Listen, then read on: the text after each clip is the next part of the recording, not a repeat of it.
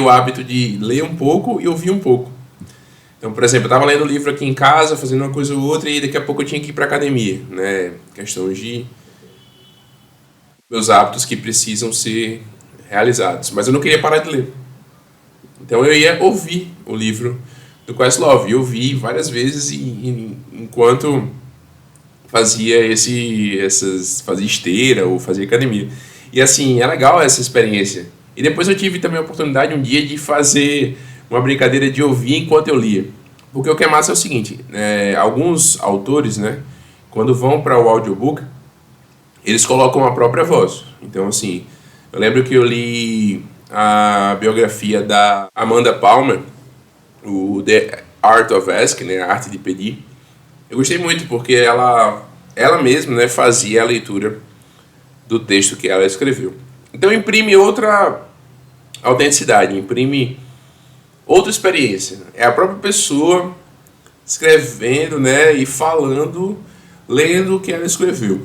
Então é muito bonito de acompanhar, assim, eu gosto demais, assim. Acho que no Brasil a cultura de audiobook ela não é tão forte, mas nos Estados Unidos ele consome muito isso. Inclusive quando eu morei lá, eu tive a experiência de ver nas lojas de CD, finados CDs, tinha vários audiobooks pra gente comprar, sabe? Inteiros, assim. Livros mais extensos. As pessoas ouvem no carro, né, se deslocando. Isso é uma coisa muito legal. O americano ele tem um verbo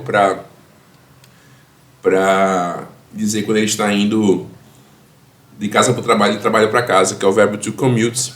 É um verbo que é específico para esse deslocamento do trabalho para casa e casa para o trabalho, né? Obviamente é um país bastante dedicado ao trabalho e essa ideia do trabalho, então faz todo sentido que o vocabulário venha, muita coisa inclusive que a gente usa hoje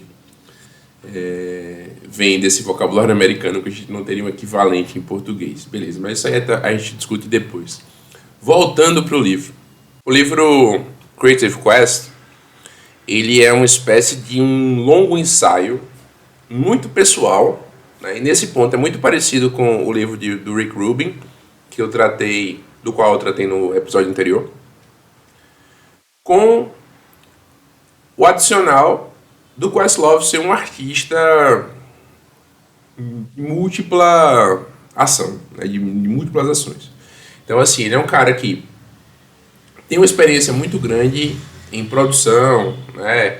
Em curadoria. Então, ele traz todo esse conteúdo para a gente entender, a gente absorver e vai dando várias dicas de criatividade, dicas muito práticas também.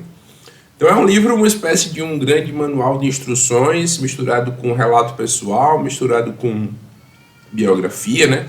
Obviamente, e que vai nos dando indícios, indicações de como é que ele trabalha isso na vida dele, assim, como isso é importante para ele, como é que ele consome arte, como é que ele produz arte. Então tem trechos, inclusive, que ele discute sobre o quanto os discos dos The Roots venderam. A intenção que havia por trás daquele trabalho, porque aquele trabalho, como a gente disse, flopou, e aquele outro foi algo que estourou, que foi em frente, que foi crescendo, sabe? Então, nesse trecho, por exemplo, ele fala uma coisa muito interessante.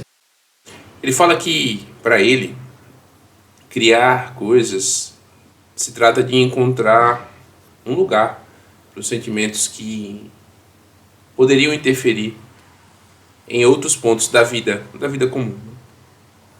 Ele diz que esses podem ser sentimentos de agressão, esses podem ser sentimentos de depressão. São esses dois que são os mais comuns para ele, né? E esses não são os sentimentos que ele quer que dominem a vida dele, a vida diária dele, a vida ordinária dele. E é isso uma das razões pelas quais ele trabalha a criação tão bem, de maneira a ser algo que gerencie essas coisas, esses sentimentos não tão agradáveis que andam com ele, sabe? E a partir desse princípio, dessa fala, eu chamei meu amigo Rodolfo, meu parceiro de banda, meu amigaço e um dos caras mais criativos que eu conheço, o melhor compositor com quem eu já toquei, assim, é difícil até de falar, é difícil demais assim para mim falar sobre o que esse cara faz de letras e composições assim, e ainda tem a performance de palco de cantar. É assim, sou fã, né? O meu amigo, sou fã